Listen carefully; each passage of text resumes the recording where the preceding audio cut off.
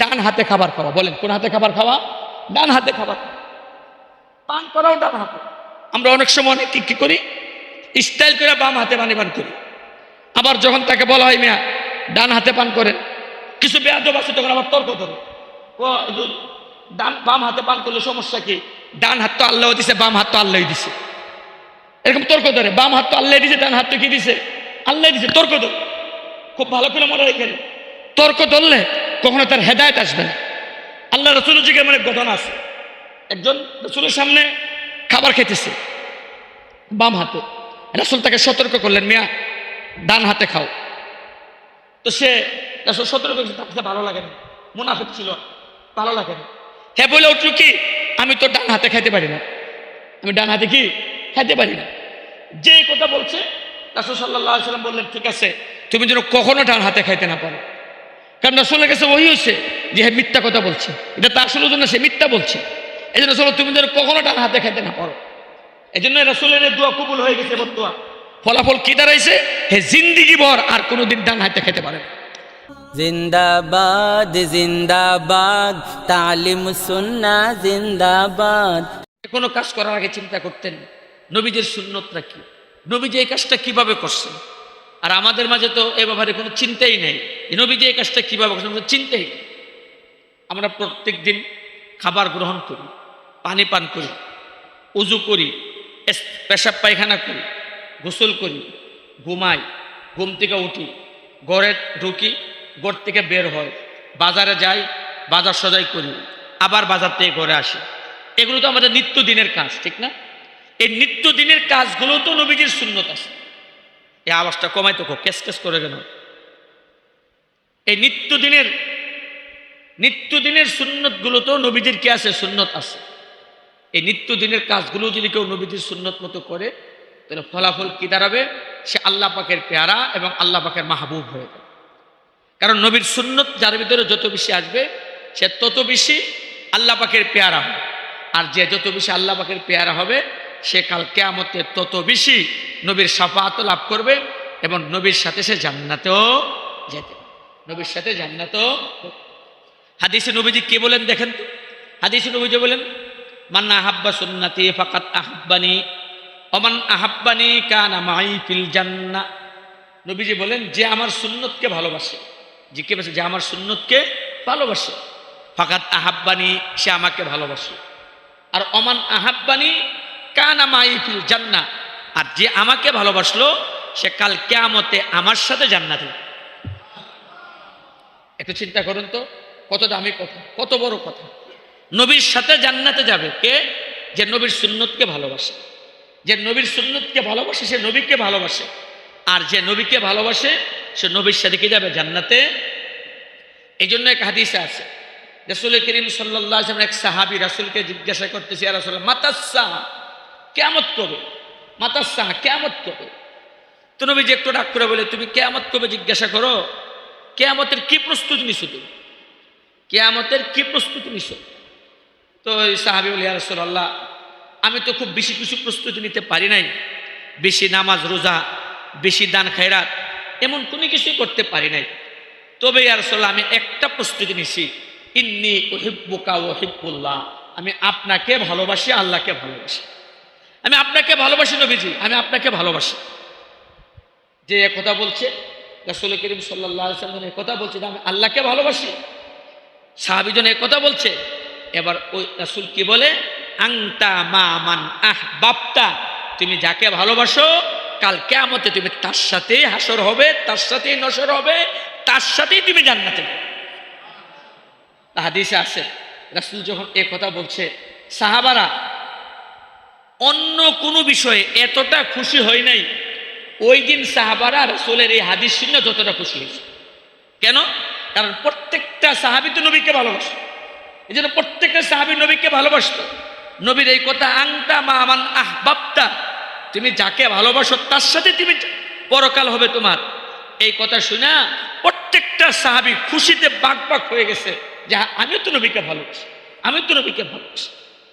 এবার নবীর ভালোবাসার প্রমাণ কিসের মাধ্যমে হবে? আমি যে নবীকে ভালোবাসি, আমি যে নবীকে ভালোবাসি এটাকে শুধু মুখে বললেই হবে না, তার কোনো প্রমাণ লাগবে না? মুখে বললেই হবে? মুখোমুখি আমি খুব দাবি করলাম আমি নবীকে ভালোবাসি, নবীকে ভালোবাসি, হবে না? তার প্রমাণ লাগবে, প্রমাণ লাগবে। তো নবীকে ভালোবাসার প্রমাণ কি? নবীকে ভালোবাসার প্রমাণ হলো নবী বলেন যে আমাকে ভালোবাসে সে আমার সুন্নতকে ভালোবাসে। যে আমাকে ভালোবাসে সে কি করবে? আমার সুন্নতকে ভালোবাসে। সে যদি আমাকে ভালোবাসে তাহলে আমি যে কাজটা যেভাবে করছি সে সেই কাজটা সেভাবে করবে। এটা আমার ভালোবাসার প্রমাণ, এটা আমার ভালোবাসার প্রমাণ। দুনিয়াতে তো আমরা দেখি কেউ যদি কাউকে ভালোবাসে তাহলে সে তার মতো করে চলে। তো সাহাবারা নবীকে ভালোবাসতেন, এই জন্য সাহাবারা চাইতেন তাদের মাথার চুলগুলো যেন তাদের নবীর মতো হয়, তাদের দাড়ি মুবারকও যেন নবীর মতো হয়, তাদের জামাটাও যেন নবীজির মতো হয়, তাদের ওঠা বসা চলাফেরা সবটাই যেন নবীজির মতো হয়, যেন সাহাবায়ে কেরাম চাইতেন। কেন? তারা নবীকে ভালোবাসে। তারা নবীকে কি বাসেন? ভালোবাসে।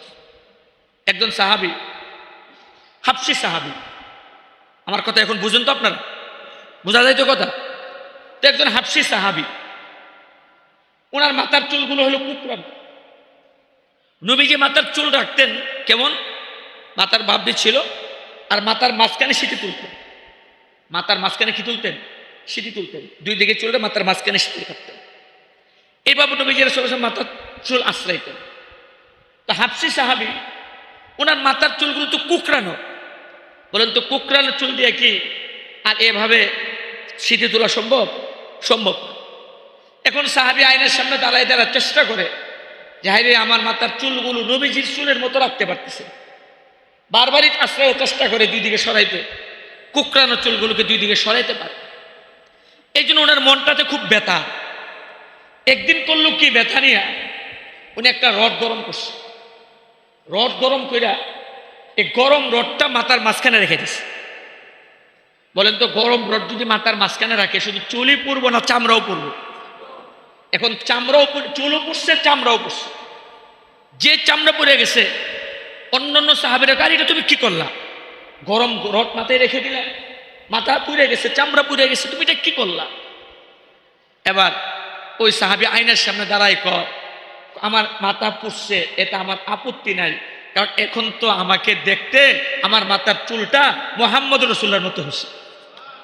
দেখেন কি মহাব্বত তাদের, যে মুহাম্মদ রাসূলুল্লাহর মাথার মাঝখানে সিটি সাদা অংশ দেখা যায় আর আমার মাথার চুল কুকড়া হওয়ার কারণে এটা আমি পারতেছি না, এই জন্য গরম রড দিয়া মাথার চুল পুইড়া চামড়া পুইড়া এরপরও নবীজির মতো চুল রাখছে।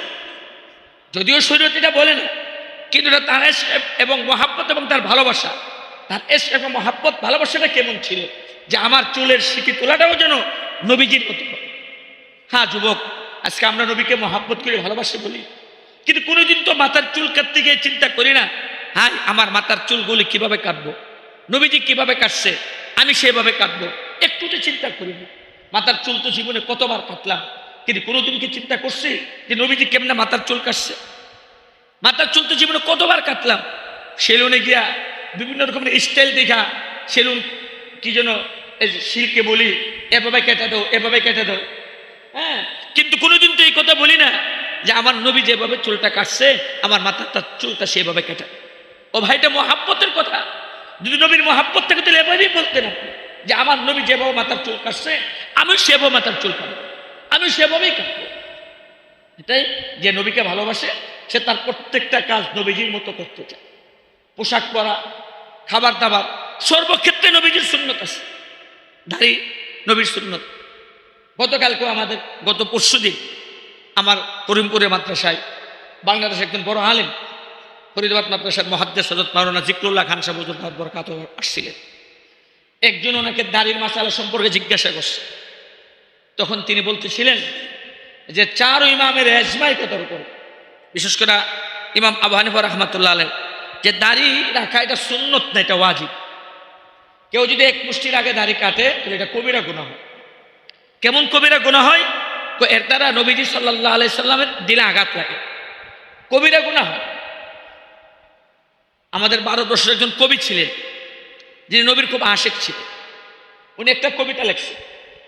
এক কবিতাটা দেখা পারস্যের এক কবি উনি ভাবছেন যে এই কবি না জেনে নবীর কত বড় আশিক। এমন একটা কবিতা তিনি লিখছে, উনি নবীর না জেনে কত বড় আশিক। এই জন্য ওনার মনে আগ্রহ জাগছে যে আমি একটু গিয়া ওই কবির সাথে নবীর আশিকের সাথে সাক্ষাৎ করে আসি। তো পারস্য থেকে তিনি ভারতবর্ষ আসছেন ওই আশেখ রাসূলের সাক্ষাৎ করতে, যিনি কবিতাটা লিখছেন। এখন আয়সা দেখে ওই আশেখ রাসূল দাড়ি কাটতেছে। ওই আশেখ রাসূল কি করতেছে, সেলুনে বসে কি করতেছে, দাড়ি কাটতেছে। যে পারস্য ওই লোকটা দেখছে যে উনি দাড়ি কাটতেছে, উনি দেখেই উনি দূর থেকেই বলে ফেলছে, কাছে ঘুরে ফেলছে, আপনি দাড়ি কাটতেছেন, রেশমি তারাশি, আপনি দাড়ি কাটতেছেন, আপনি নবীর আশেক, আপনি দাড়ি কাটতেছেন।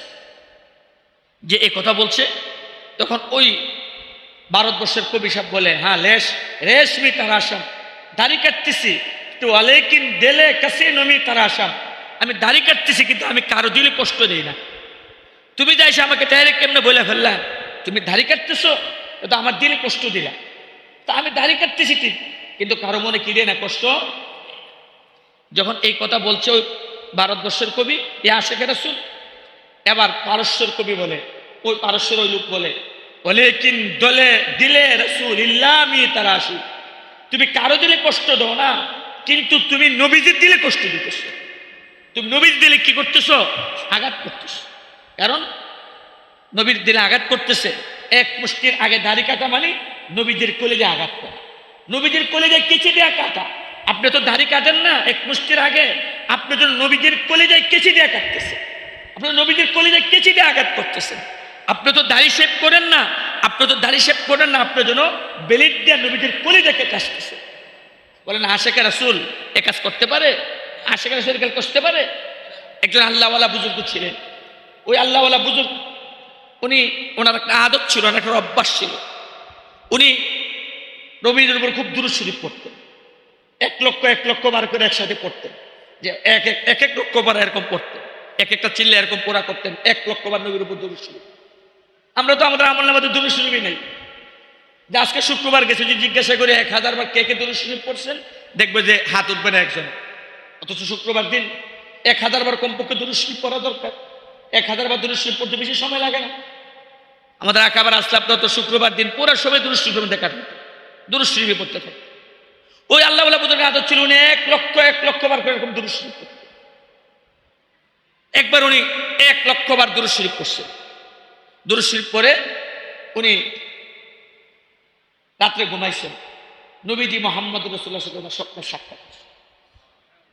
এখন দেখে নবীজি মুহাম্মদ রাসূলুল্লাহ সাল্লাল্লাহু আলাইহি ওয়াসাল্লাম খুব রক্তাক্ত অবস্থায়, বুকের মধ্যে আঘাত, রক্ত জর্জরিত, রক্তাক্ত। এই দৃশ্য দেখে তিনি আটকে উঠলেন, ইয়া রাসূলুল্লাহ আপনি রক্তাক্ত, কে আপনাকে আঘাত দিচ্ছে, কে আপনাকে এরকম রক্তাক্ত করছে বলেন। তখন নবীজি বলে, আরে আমাকে তুই আঘাত কোনো কাফেরে করেনি, কোনো বেঈমানে করে নাই। নবীজি বলে, শুনো তাইফ আমি গেছিলাম দাওয়াত নিয়ে, তাইফবাসী আমাকে রক্তাক্ত করছে, পাথরে আঘাত করছে, আমাকে রক্তাক্ত করছে, আমি এতটা ব্যথা পাই নাই। কেন? কারণ এরা তো বেঈমান ছিল। উহুদের মাঠে কাফেররা আমাকে আঘাত করে আমার ডান্ডা মোবারক শহীদ করছে, আমার কপাল থেকে রক্ত ঝরছে, মাথা থেকে রক্ত ঝরছে, আমি এতটা ব্যথা পাই নাই, কারণ এরা যারা ছিল তারা বেঈমান ছিল। এভাবে মক্কার কুরাইশ আমাকে পদে পদে আমাকে কষ্ট দিছে, কিন্তু আমি এতটা কষ্ট পাই নাই, কারণ এরা তো বেঈমান ছিল। কিন্তু এই যে আমার বুকে আঘাতগুলো দেখতেছ, শোনো, এই আঘাতগুলো কোনো বেঈমানে দেয় নাই, এই আঘাতগুলো কোনো কাফের মুশরিকে দেয় নাই। এই আঘাতগুলো তারাই দিয়েছে যারা নিজেকে আমার উম্মত বলে দাবি করে, আমার উম্মত বলে দাবি করে, কিন্তু আমার উম্মত বলে দাবি করে আমার সুন্নত তরক করে, আমার উম্মত বলে দাবি করে আবার দাড়ি কাটে। এইভাবে দাড়ি কেটে কেটে আমার এক একটা সুন্নত ছেড়ে ছেড়ে আমার উম্মত একটা সুন্নত ছাড়ে, আর আমার বুকে একটা সেল বিদ্ধ হয়। একবার দাড়ি কাটে আমার বুকে একটা তরবারির আঘাত লাগে। এভাবে এক একটা আঘাতে এই উম্মত আমাকে আঘাতে আঘাতে আঘাতে আঘাতে আমাকে জর্জরিত করে দিচ্ছে। নাউজুবিল্লাহ বলেন, এখানে সুবহানাল্লাহ না। নবীকে আঘাত দেওয়া এটা কি ভালো কাজ না খারাপ কাজ? নবীর সুন্নত ছেড়ে ছেড়া দাড়ি কেটে কেটে নিজেকে খুব স্মার্ট বানাইতেছি, কিন্তু ওইদিকে নবীর কলেজে আঘাত লাগতেছে। একটু চিন্তা করেন তো, আপনি জিন্দিগি ভর দাড়ি কাটলেন আর দাড়ি কেটে কেটে নবীর কলেজে আঘাত দিলেন, কাল কিয়ামত নবীর সামনে কেমনে হাজির হইবেন? নবী যদি তখন বলে তুই এখানে কেন আসছ, হাউজের কাউসারে পানি নিতাম, তুই আমি তোর হাউজে কাউসারে পানি দিব, সারা জিন্দিগি তুই আমাকে কষ্ট দিস, এখন আমি আমার কাছে হাউজে কাউসার পানি পান করতি, যা যা দূর হ দূর হ দূর হ। তখন কি উপায় হবে? তখন কি উপায় হবে? এই জন্য ভাই আমার, নবীর সুন্নত এটা এমন এক জিনিস, নবীর সুন্নত পালন করলে নবী খুশি হয়, আর নবীর সুন্নত ছাড়লে নবী কি হয়? কষ্ট। নবীর সুন্নত ছাড়লে নবী কষ্ট পায়, আর নবীর সুন্নত করে আমল করলে নবী কি হয়? খুশি হয়। নবী খুশি হয়। তো সাহাবায়ে কেরাম নবীজির প্রত্যেকটা সুন্নতকে পালন করতেন। আর এখন আমাদের হালত হলো নবীকে মহাব্বত করে কথা দাবি করি, কিন্তু নবীর আদর্শ এবং নবীর সুন্নাহ আমাদের ভিতরে নেই। আমি যদি দাঁড়িয়ে রাখি তাহলে আমার কি সমস্যা? আমার বিবি না করে, যে বিবি আমাকে দাঁড়িয়ে রাখতে দেয় না, সেই বিবি তো আমার দুশ্মন, সে তো আমার বন্ধু হতে পারে না, কারণ সে তো আমাকে নবীর শত্রু বানাইছে। তো নবীর চেয়ে বেশি মহব্বত বিবিকে করব, না বিবির চেয়ে বেশি মহব্বত নবীকে করব? আমি তো তখনই মুমিন হব যদি আমার মহব্বত বিবির চেয়ে বেশি নবীর মহব্বত হয়। আর যদি নবীর মহব্বতের চেয়ে বিবির মহব্বত বেশি হয়, তাহলে তো আমি পরিপূর্ণ মুমিনই হইলাম না, পরিপূর্ণ মুমিনই হইলাম না। এগুলো ধোঁকা, এগুলো ধোঁকা, ধোঁকা। এগুলো আমাদেরকে নফস ধোঁকা দেয়, ধোঁকা দিয়ে আমাদেরকে সুন্নতের খেলাফ কাজ করতে চায়। এই জন্য ভাইরা আমার আসেন, এই রবিউল আউয়াল মাসে আমরা আজম করি, পণ করি যে আমরা আজকে থেকে নবীর সুন্নত এক একটা করে জানবো এবং নবীর সুন্নত মতো নিজের জীবনকে গঠন করবো। পারবো ইনশাল্লাহ? পারবো ইনশাল্লাহ? পারবো ইনশাল্লাহ?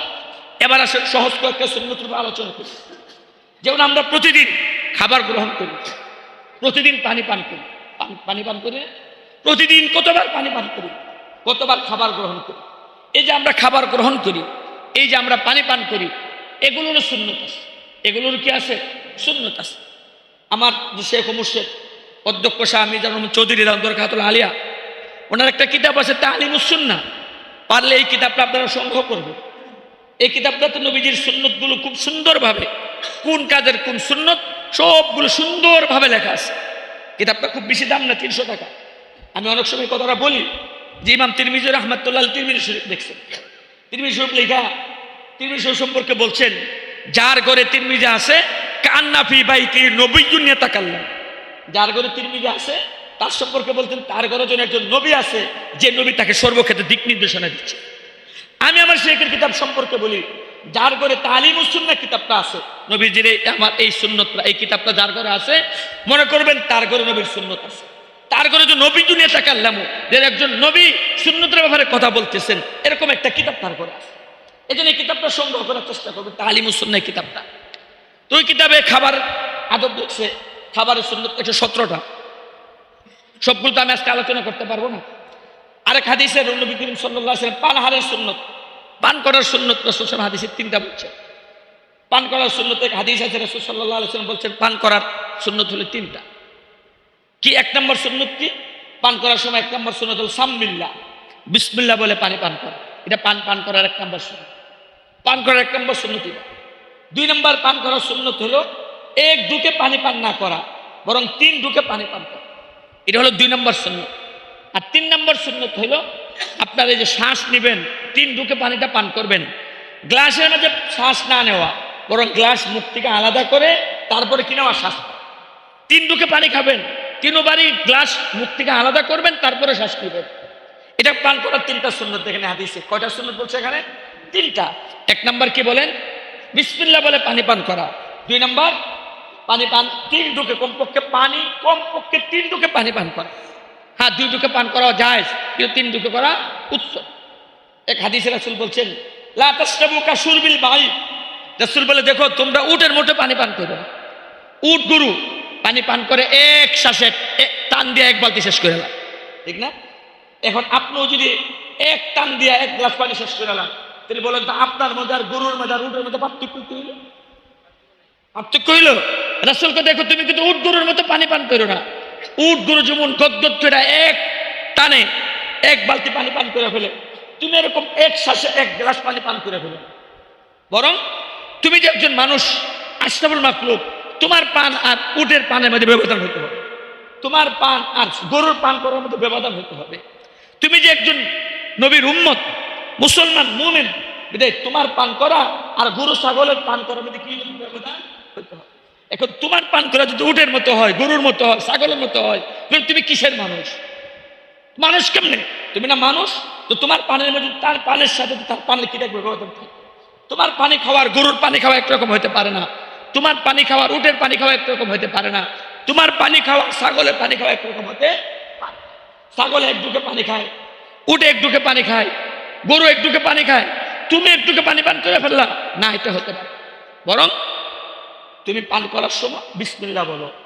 কি বলো?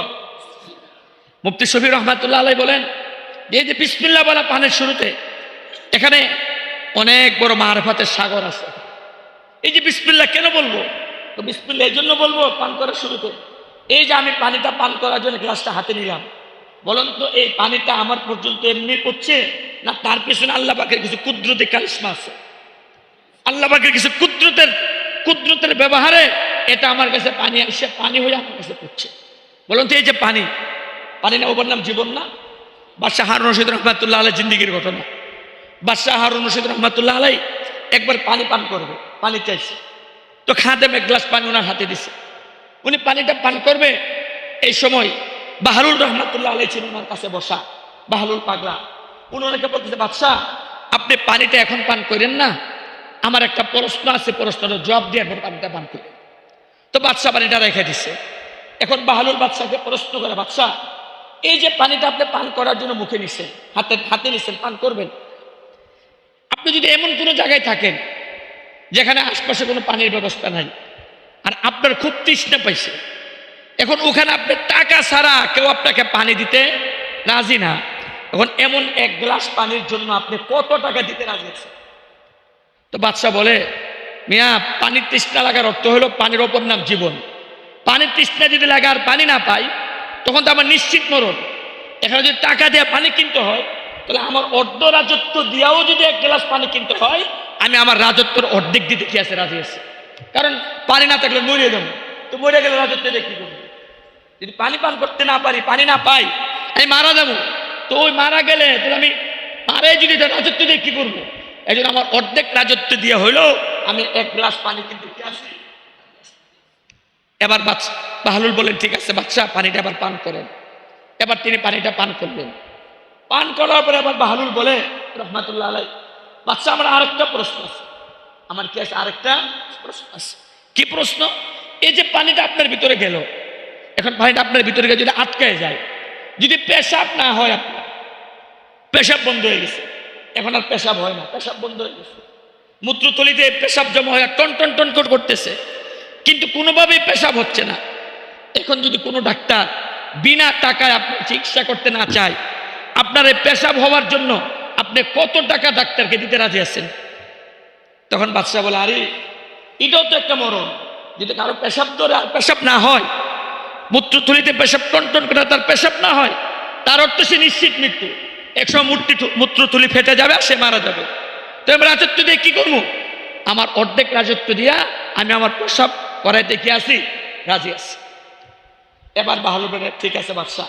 এবার বাহলুল বলেন, দেখেন তো বাদশাহ, একটু চিন্তা করেন, এক গ্লাস পানি পান করতে আপনি অর্ধেক রাজত্ব দিয়ে দিতে রাজি, আর পেশাব আটকে গেলে পেশাব হওয়ার জন্য আরো অর্ধেক রাজত্ব দিয়ে দিতে রাজি, তাহলে এক গ্লাস পানির দাম পুরা রাজত্ব আপনার, এক গ্লাস পানির দাম পুরা রাজত্ব। এবার একটু চিন্তা করুন তো, মালিক আপনাকে এই বয়সে কত পরিমাণ পানি পান করাইছে, কত গ্লাস পানি পান করছেন, আর কতবার পেশাব করছেন। যদি প্রত্যেক গ্লাস পানি আপনার অর্ধেক রাজত্ব দিয়ে কিনতে হইতো, প্রত্যেকবার পেশাব আপনার অর্ধেক রাজত্ব দিয়ে যদি আপনি পেশাব করতে হইতো, বলুন তো আপনার রাজত্বের কি উপায় হইতো? থাকতো রাজত্ব? মানুষ একটু চিন্তা করেন, রবের কত নিয়ামত আমরা ভোগ করতেছি। এক গ্লাস পানি, আল্লাহ পাকের কুদরত এটা, যে আল্লাহ তাআলা যে জিনিসটা মানুষের যত বেশি দরকার, এই জিনিস আল্লাহ তাআলা তত সহজলভ্য করে দিছে। পানি যদি স্বর্ণের দামে কিনতে হইতো, চলতে পারতাম আমরা? স্বর্ণ এটা দামি, কিন্তু এটা দামি করছে আল্লাহ। এটার দাম যদিও বেশি, কিন্তু এটা দামি হইলেও মানুষের কোনো অসুবিধা হবে না।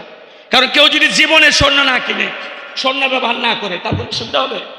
এই জন্য স্বর্ণের দাম বাড়লেও কোনো অসুবিধা নেই। কিন্তু পানি ছাড়া কোনো মানুষ বাঁচতে পারবে? আল্লাহ কো, আমি যেহেতু আমার বান্দাদের জন্য পানিটা বেশি প্রয়োজন, এই জন্য আমি বান্দাদের প্রতি দয়া করে আমি পানিটা তাদের জন্য সহজলভ্য করে দিছি, দাম কমাই দিছি। আর স্বর্ণ এটা না হলেও কোনো সমস্যা নাই, এই জন্য এটার দাম বেশি থাকুক, কোনো অসুবিধা নাই, কেউ না খায় মরতে। কিন্তু পানি যদি না পায়, তাহলে সে তো পানির অভাবে, তৃষ্ণার অভাবে সে ছটফট করে মারা যাবে। আবার তার পবিত্রতা অর্জনের কোনো ব্যবস্থা থাকবে না, তার গোসলের কোনো ব্যবস্থা থাকবে না।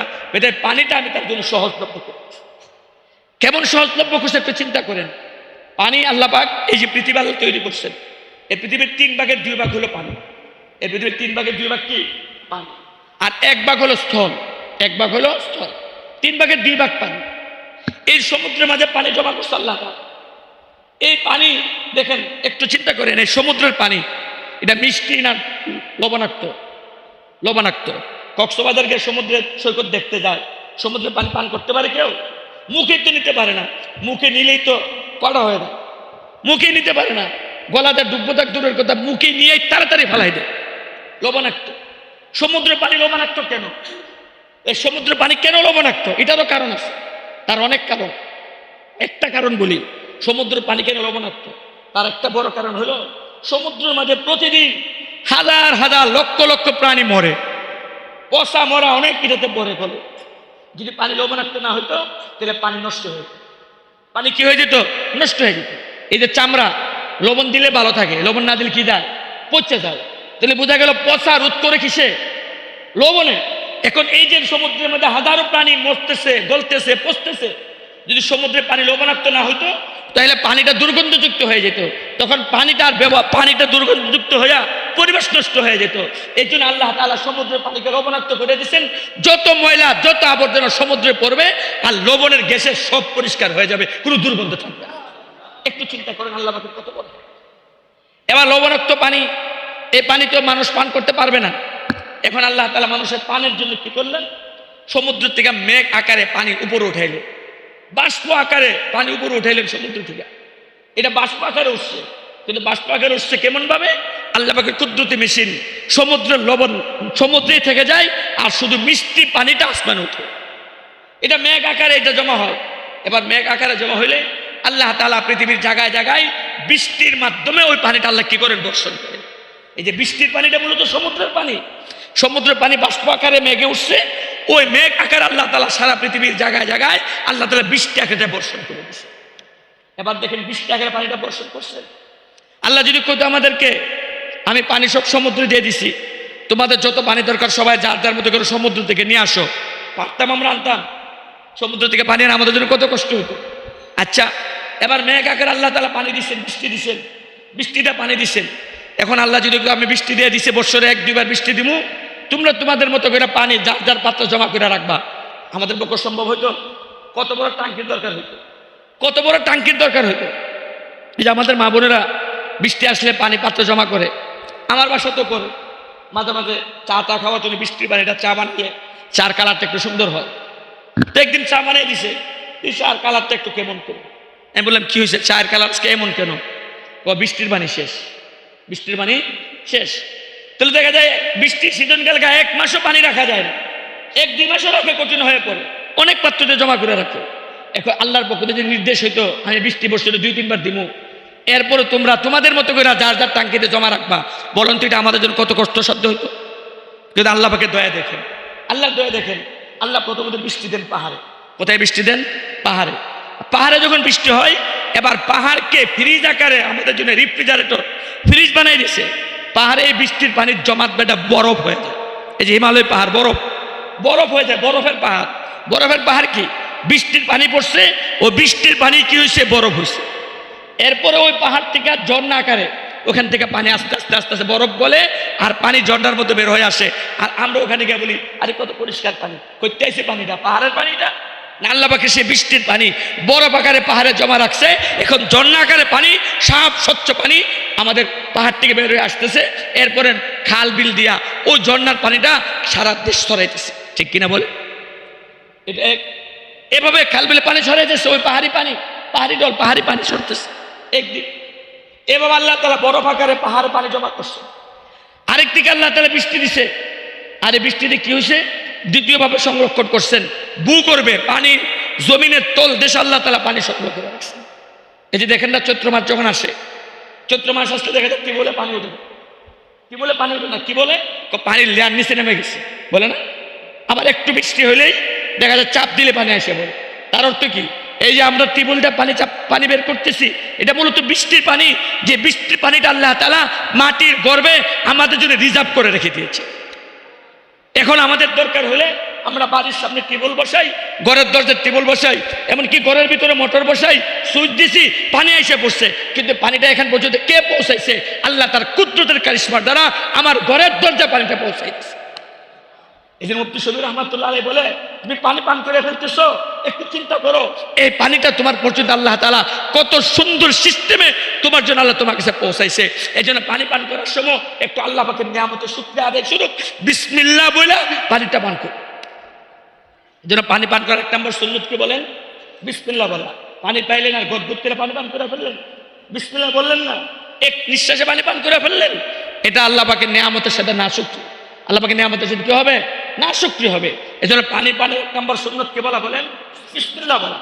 যে কোনো পানীয় জিনিস খাওয়ার আগে কি বলা? বিসমিল্লাহ বলা। 2 নম্বর সুন্নত হলো পানি পানের 2 নম্বর সুন্নত 8টায় হুজুরকে নিয়ে এসে পড়বে, ঠিক আছে? 2 নম্বর সুন্নত হলো পানি পানের 2 নম্বর সুন্নত হলো 3 নিঃশ্বাসে পানি পান করা। বলেন কয় নিঃশ্বাসে পানি পান করা? 3 নিঃশ্বাসে পানি পান। এটাও আমাদের কল্যাণের জন্য, কারণ এক নিঃশ্বাসে পানি পান করতে গেলে কখনো পানির পান করে ওই মানে, এবং পানির 3 নিঃশ্বাসেও পানি পান করবেন, যে ছোট ছোট ঢুকে পানি পান করবেন। বড় ঢুকে পানি পান করতে গেলে অনেক সময় দেখা যায় পান করে আপনার জন্য মারাত্মক ক্ষতির কারণ হয়ে যাবে। এই জন্য নবীজির সুন্নত হলো 3 নিঃশ্বাসে ছোট ছোট ডুব দিয়ে পানি পান করা, 2 নম্বর সুন্নত।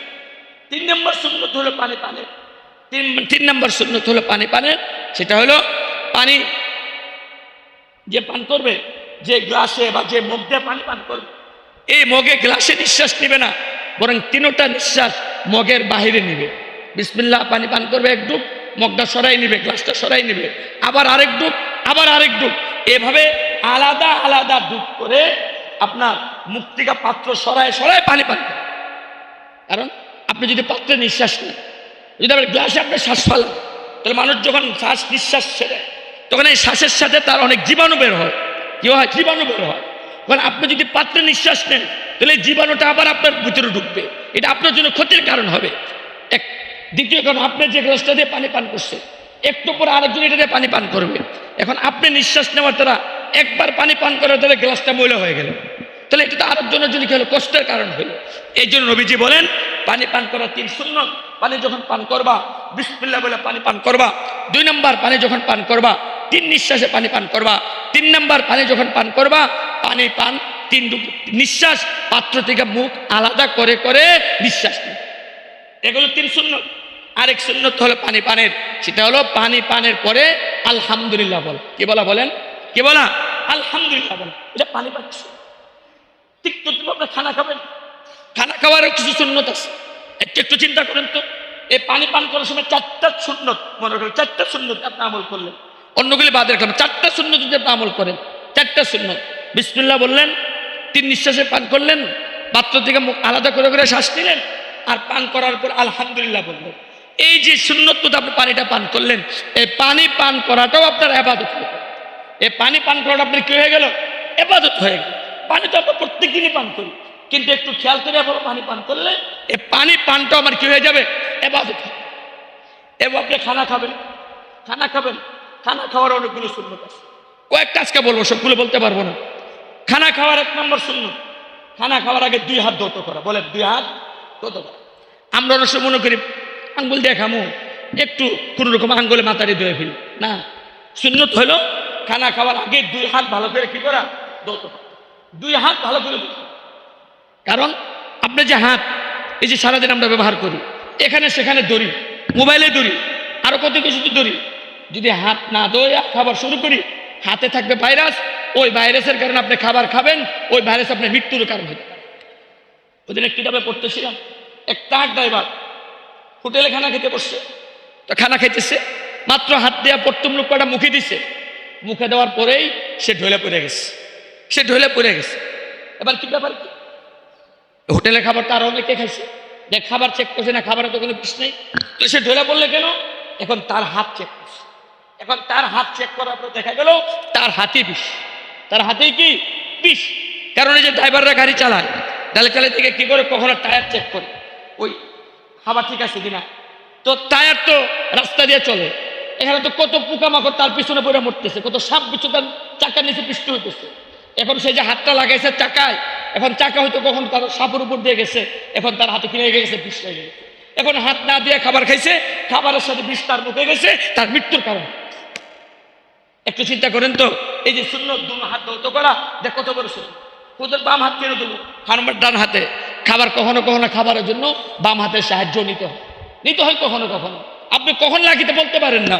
এই জন্য সুন্নত হইল খাবারের আগে দুই হাত ভালো করে ধৌত, খাবার আগে দুই হাত ভালো করে ধৌত করা। আমার শেখ মুর্শিদ বলেন যে এই খাবার আগে দুই হাত যদি কেউ ভালো করে ধৌত করে, এবং খাবারের পরে যদি দুই হাত ভালো করে ধৌত করে, এই সুন্নতের উপর যদি কেউ আমল করে, তিনি বলেন সে যদি ঋণগ্রস্ত হয়, আল্লাহ তাআলা তার ঋণ মুক্তির ব্যবস্থা করে দেন।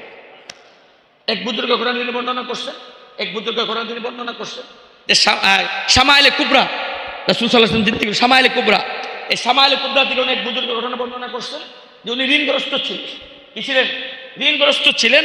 উনি যখন এই আমলটা 1 বছর নিয়মিত করছে, আল্লাহ তাআলা ওনাকে ঋণ মুক্ত করে দিয়েছে। তাহলে দেখেন, সুন্নতের উপর আমল করবেন, সুন্নতের সওয়াবও হবে, আবার আল্লাহ তাআলা আপনাকে ঋণ মুক্তির ব্যবস্থা আল্লাহ তাআলা করে দেবেন। তাহলে খাবারের আগের 1 নম্বর সুন্নত কি বলেন? দুনো হাত ভালোভাবে ধৌত করা, কবজি পর্যন্ত ভালোভাবে ধৌত করা 1 নম্বর সুন্নত। 2 নম্বর সুন্নত খাবারের, 2 নম্বর সুন্নত হলো আপনার দস্তরখান বিছায় খাবার খাওয়া। কি বিষয় বলেন? দস্তরখান বিছায় খাবার খাওয়া। দস্তরখান এটা নবীর সুন্নত। আর ডাইনিং টেবিল এটা হলো ইহুদিদের সংস্কৃতি, খ্রিস্টানদের সংস্কৃতি। এই যেমন আমাদের ঘরে ঘরে ডাইনিং টেবিল, কিন্তু ঘরে দস্তরখান নাই। অথচ হাদিসে আছে, রাসূল বলছেন, রাসূলের জিন্দেগি সম্পর্কে সাহাবারা বলছেন, মা আকালা রাসূলুল্লাহ সাল্লাল্লাহু আলাইহি ওয়াসাল্লাম আলা খিওয়ানিন কাত। রাসূল সাল্লাল্লাহু আলাইহি ওয়াসাল্লাম কখনো কোনো ডাইনিং টেবিলে খানা খান না, কখনো রাসূল কোনো ডাইনিং টেবিলে কি খায় না, খানা খায় না। রাসূল সবসময় দস্তরখান বিছায় খানা খাইছে। রাসূলের ঘরে দস্তরখান ছিল, রাসূল দস্তরখান বিছায় খাবার খাইতেন, রাসূল দস্তরখান বিছায় খাবার খাইছেন। রাসূলের জিন্দেগিতে ডাইনিং টেবিলে খানা খাওয়া নাই। এখন আর আমাদের ঘরে কি আছে? এখন 200 টাকা দিয়ে দস্তরখান কিনতে পারি না, কিন্তু 50,000 টাকা দিয়ে ডাইনিং টেবিল ঘরে আনতে পারি। ডাইনিং টেবিল ঘরে আনতে কমপক্ষে তো 50,000 টাকা লাগে। 6টা চেয়ার আর একটা টেবিল বানাইতে যদি আকাশে কাঠ দিয়েও বানাও তো কত লাগে? 40 থেকে 50,000 টাকা লাগে।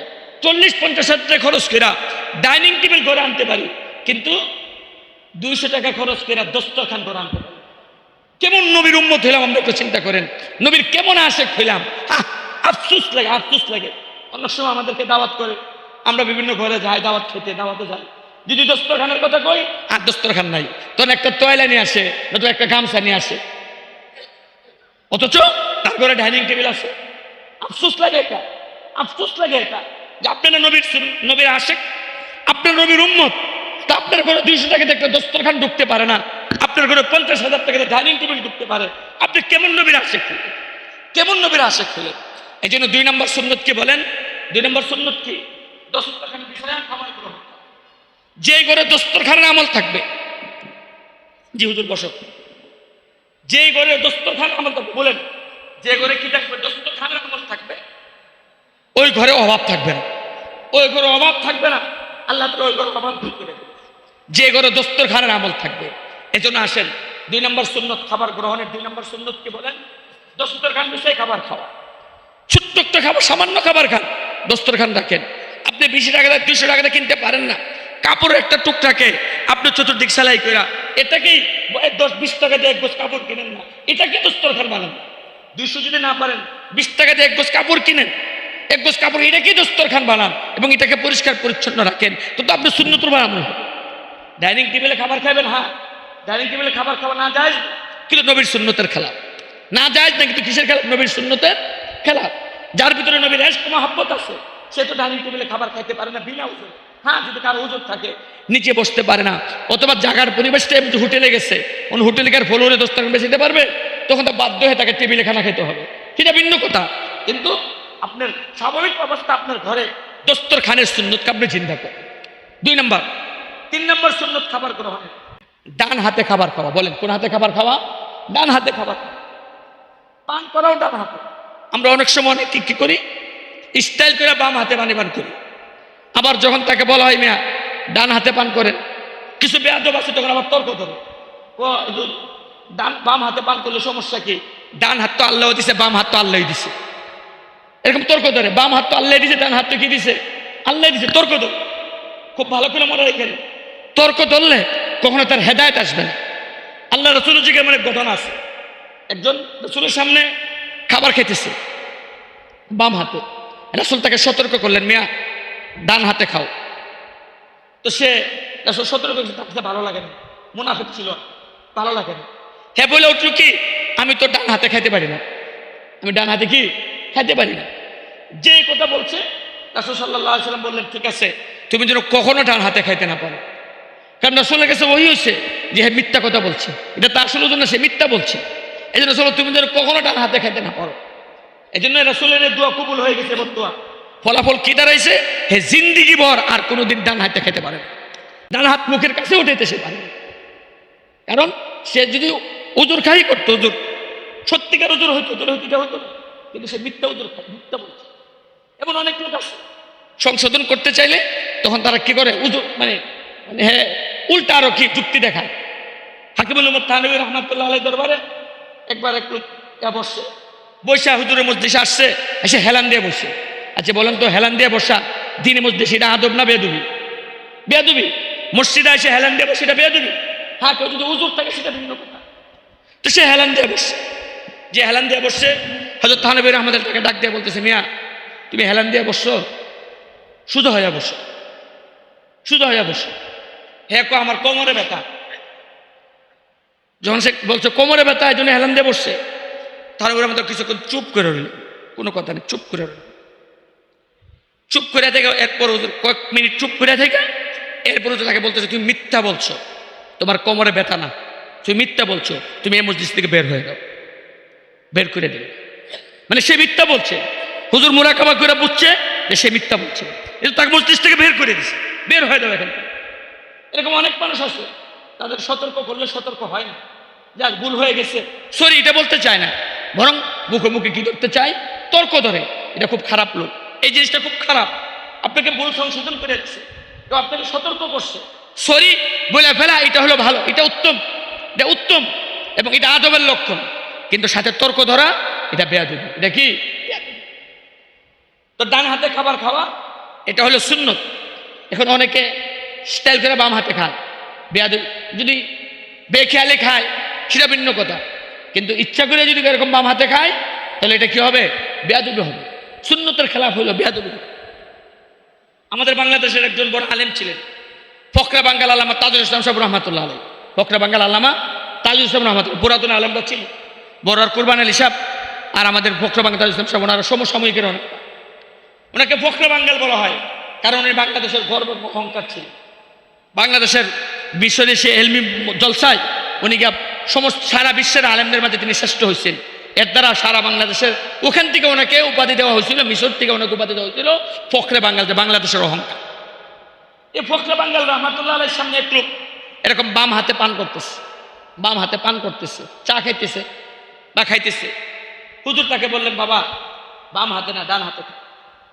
যখন তারা ডান হাতে খাইতে গেছে, এখন হে হুজুর তর্ক দোষে, হুজুররা যত সব সমস্যা, হুজুররা খালি পেজ ধরন। কি হয়েছে? ডান হাত তো আল্লাহ দিছে, বাম হাত তো আল্লাহ দিছে, এক হাতে খাইলেই হয়, খাওয়া হইলেই তো হয়, এখানে ডান হাতে খাইতে হইব বাম হাতে খাইলে কি সমস্যা? এবার কিছু লোক এরকম তেরা লোকের থাকে, এদেরকে জবাব দিতে হয়েছে এভাবেই। ফখরে বাঙ্গাল রহমাতুল্লাহ এবার জবাব দিলেন, জবাব দেখ, আচ্ছা ডান হাত আল্লাহ দিছে, বাম হাত আল্লাহ দিছে, বাম হাতে খাইলে কোনো সমস্যা নাই তোমার দৃষ্টিতে, কিন্তু শোনো আমি তোমাকে বলি, তুমি পানি পান করো নি? করি। কিসের পানি পান করো? টিউবওয়েলের পানি। টিউবওয়েলের পানি পান করে কেন? টিউবওয়েলের পানি তো ভালো, টিউবওয়েলের পানি পান করি কেন? আল্লাহ তো তোমার শরীরেও একটা নল ফিট করে দিছে, এটা দিয়েও তো একটু বড় বড় পানি বাইর হয়, পানি বাইর হয় না? তুমি চাইপা টিউবওয়েল থেকে ওটাই পানি পান করো কে? তোমার নল থেকে যে পানিটা বাইর হয় পানিটা পান করো, এটাও তো আল্লাহ দিছে, এটাও তো আল্লাহ দিছে। কে এর নল দিয়ে যে পানি বাইরে কে দিছে? আল্লাহ দিছে। তো টিউবওয়েলের পানি তো আল্লাহ দিছে, তুমি টিউবওয়েলের পানি পান করো, তোমার নল দিয়ে যেটা বাইরে ওটা পান করো, তাহলে কি বোঝা গেল? এর আল্লাহ একবার এখন সে চুপ হয়ে গেছে, এখন চুপ হয়ে গেছে। তারও তো এই চোখ যুক্তি তর্ক ধরা যে ডান আল্লাহ দিছে, বাম আল্লাহ দিছে। হ্যাঁ, আল্লাহ তারা ডান বামের কাজও কি করে দিচ্ছেন? করে দিচ্ছেন। টিউবওয়েলের পানি আল্লাহর দেওয়া, এটা আল্লাহ জায়েজ করে দিচ্ছেন। আর আমার শরীর থেকে নল দিয়ে যে পানি বের হয়, এটাও পানিটা আল্লাহর দেওয়া, কিন্তু এটা আল্লাহ কি করে দিচ্ছেন? হারাম করে দিচ্ছেন। তাহলে ওই আল্লাহ দিছে দিকটাই খাইতে হবে না, এখানে চিন্তা করতে হবে কোনটা জায়েজ কোনটা না জায়েজ, পদ্ধতি কি, কোনটার জন্য কোন কাজ আল্লাহ তাআলা দিয়েছে। এই জন্য পান করার সুন্নত হলো ডান হাতে পান করা, খাবারের সুন্নত হলো ডান হাতে খাবার গ্রহণ, ডান হাতে খাবার গ্রহণ, এটা খাবারের সুন্নত। এই গেল তিনটা সুন্নত গেল। খাবারের শুরুতে বলা বলে, খাবারের শুরুতে কি বলা? দুই হাত ভালো করে ধৌত করা। 2 নাম্বার বলেন দস্তরখান বিছিয়ে খাবার খাওয়া। 3 নাম্বার ডান হাতে খাবার খাওয়া। এবার 4 নাম্বার হলো বিসমিল্লাহ বলা। বা 4 নাম্বারে কি বলা? বিসমিল্লাহ বলা। বিসমিল্লাহ বলা ক্ষেত্রে একটা দোয়া আছে হাদিসে, রাসূল বলছে বিসমিল্লাহ আলা বারাকাতিল্লাহ, বিসমিল্লাহ আলা বারাকাতিল্লাহ, এই বলে এই দোয়া পড়ে খাও। এরপর আবার অতটুকু আছে, তুমি খাবার শুরুতে বিসমিল্লাহ বলা ভুলে গেছো, খাবারের শুরুতে বিসমিল্লাহ বলতে মনে নাই, বিসমিল্লাহ বলা ভুলে গেছো, তাহলে যখন মনে হয় তখনই বলে বলে বিসমিল্লাহি আউয়ালাহু আখির, বিসমিল্লাহি আউয়ালাহু। এ সম্পর্কে একটা হাদিসে চমৎকার একটা ঘটনা আছে। একবার এক সাহাবী রাসূলের সাথে খাবার খেতে বসে, খাবারের শুরুতে বিসমিল্লাহ বলে নাই, খাবার খেতে একবারে খাবার শেষ, 1 লুকমা বা 2 লুকমা বাকি রয়েছে। এমন সময় সাহাবীর মনে হচ্ছে আরে আমি তো খাবারের শুরুতে বিসমিল্লাহ বলি না। সাথে সাথে সাহাবী বলে ফেলছে বিসমিল্লাহি আউয়ালাহু আখির। যে সাহাবী বলে ফেলছে বিসমিল্লাহি আউয়ালাহু আখিরা, মুহাম্মদুর রাসূলুল্লাহ সাল্লাল্লাহু আলাইহি ওয়াসাল্লাম একটা হাসি দিয়ে ফেললেন, একটা হাসি দিয়ে ফেললেন। যে হাসি দিছে সাহাবারা জিজ্ঞাসা করে রাসূল আপনি হাসলেন কেন? আপনি হাসলেন কেন হঠাৎ করে? রাসূল বলে আমি কেন হাসছি শুনো, এই যে আমার এই সাহাবী খাবার খাইতেছিল, তার সাথে শয়তানও খাইতেছিল, সে শুরুতে বিসমিল্লাহ বলে নাই, তার সাথে কি করতে শয়তানও খাইতেছিল। যখন খাওয়ার শেষ পর্যায়ে মাত্র 1 লুকমা বাকি রয়েছে, এই সময় সে বলে উঠলো বিসমিল্লাহি আউয়ালাহু আখিরা। এবার শয়তান যা খাইছিল সব বমি করে ফেলাই দিছে, শয়তান যে সব তার বমি করে ফেলাই দিছে। এবার আর শয়তান পেট আর খাবার ধরেনি, এই জন্য আমি হাসি দিছি। তাহলে বিসমিল্লাহ খাবার শুরুতে বিসমিল্লাহ ভুলে গেলে দেখো বিসমিল্লাহি আউয়ালাহু আখিরা বলে শয়তান শুরুতে খাবার শুরু করছিল, এখন সব বমি করে ফেলাই দিয়ে এসেছিল। তাহলে খাবারের শুরুতে বিসমিল্লাহ বলা এটা 4 নাম্বার সুন্নাত। আর খাবার শুরুতে বিসমিল্লাহ বলা ভুলে গেলে মাঝখানে স্মরণ হলে কি বলা? বিসমিল্লাহি আউয়ালাহু আখিরা। এগুলো কয় নাম্বার সুন্নাত? 4 নাম্বার সুন্নাত। 5 নাম্বার সুন্নাত খাবার গ্রহণের। খাবার যে খাবো, এক প্রকারের খাবার যদি হয়, এক কিসিমেরই খাবার, তাহলে আমার সামনের থেকে খাওয়া, এক প্রকার আমার সামনের থেকে খাওয়া, পুরা প্লেটে এখানে সেখানে না হাতানো। আর খাবার যদি বিভিন্ন প্রকারের হয়, বিভিন্ন আইটেমের হয়, তাহলে তোমার যেটা খুশি এটা খেতে পারো। এটা হলো কয় নাম্বার সুন্নাত? 6 নাম্বার সুন্নাত।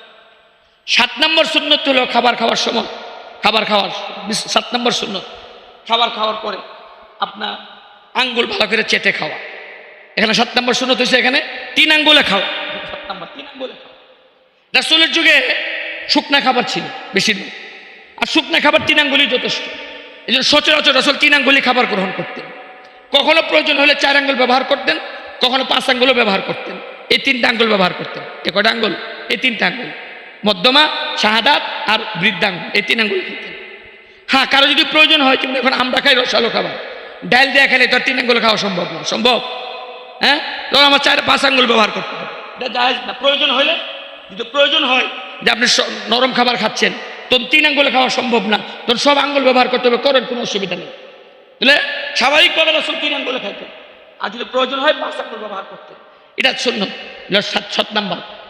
আর 8 নাম্বার হলো খাবার শেষে আঙ্গুল চেটে খাওয়া, বরকি আঙ্গুল চেটে খাওয়া। আর 9 নাম্বার হলো প্লেটটাও খুব ভালো করে পরিষ্কার করে খাওয়া। হাদিস আছে, রাসূল বলছেন দেখো আমার বিল আকিল আসাবে, হাদিসের হযরত জাবের রাদিয়াল্লাহু তাআলা বর্ণিত, রাসূলুল্লাহ সাল্লাল্লাহু আলাইহি ওয়াসাল্লাম খাবার শেষে আঙ্গুল ভালো করে চেটে খেতে বলছে এবং পাত্র ভালো করে চেটে খেতে বলছে। এবং লাস্টে রাসূল বলছেন দেখো আঙ্গুল চেটে কেন খাইবা, পেয়ালা, পাত্র, প্লেট চেটে কেন খাইবা? এর কারণ হলো খাবারের কোন অংশে বরকত এটা তোমার জানা নেই। হতে পারে তোমার আঙ্গুলে যে অংশটা লেগে গেছে সেটাতেই বরকত, প্লেটে যে অংশটা লেগে গেছে তাতেই বরকত। এই জন্য খাবারের কোন অংশ যেন বাকি না থাকে, এটা যেন তোমার ভিতরে যায়, খাবারটা গ্রহণ করতে পারো। এই জন্য খাবার শেষে আঙ্গুল ভালো করে চেটে খাইবা, প্লেটটাও ভালো করে চেটে খাইবা, এটা সুন্নাত। আমরা মনে করি কি আঙ্গুল চেটে খেলে এটা বিশ্রী দেখায়, প্লেট চেটে খেলে এটা অভদ্রতা। এখন আমরা ভদ্রতা বানিয়ে নিছি, খাবারের পরে কিছু খাবার থাকতে হবে প্লেট, আর আঙ্গুলও কোনো রকম আইটা টেটা হাত ধুয়ে লাও, টিস্যুটা মুচ্ছা লাও, খাবার আছে কিনা সেদিকে কোনো খেয়াল নেই। অথচ নবীজি সুন্নাত হলো আঙ্গুল ভালো করে চেটে খাও, হয়তো নিজে চাটো আর অন্য কাউকে দিয়ে চাটাও, আর প্লেটটাও ভালো করে চেটে পরিষ্কার করে খাও।